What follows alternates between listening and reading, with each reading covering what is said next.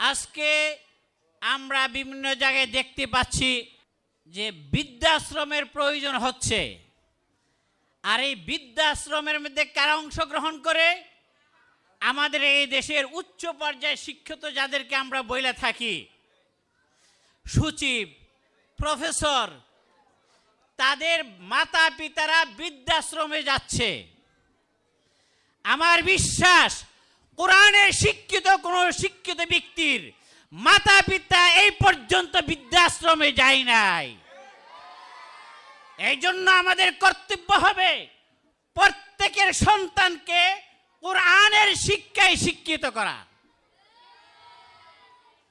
আমাদের চেয়ারম্যান সাহেব বলেছেন এই কোরআন থেকে গবেষণা করে ইনশাআল্লাহ এই ছাত্ররা আগামী দিনে তারা বিমান তৈরি করবে, ইঞ্জিনিয়ার হচ্ছে। বর্তমানে কোরআনে হাফেজ যারা নাকি আছে তারা বিসিএস ক্যাডার হচ্ছে।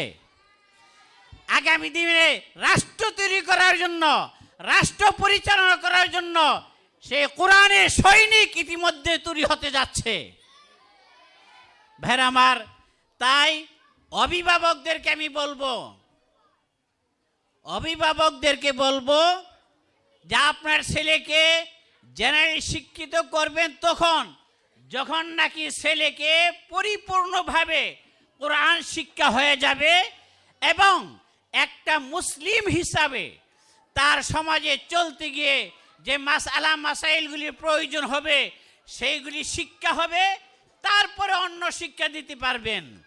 এর আগে যদি কোরআন এবং প্রয়োজনীয় ইলম শিক্ষা না দিয়ে যদি কোনো মাতা পিতা তার ছেলে মেয়েদেরকে জেনারেল শিক্ষা উচ্চ পর্যায়ে নিয়ে যান আর সে নামাজ শিক্ষা লাভ করলো না, কোরআন শিক্ষা লাভ করলো না, কিভাবে হজ করবে, কিভাবে যাকাত দিবে, কিভাবে রোজা রাখবে, কিভাবে পাক পবিত্রতা হাসিল করবে, সেইগুলি সে জানলো না, তাহলে মনে রাখবেন সেই জন্য মাতা পিতাকে আল্লাহর কাছে দায়ী থাকতে হবে।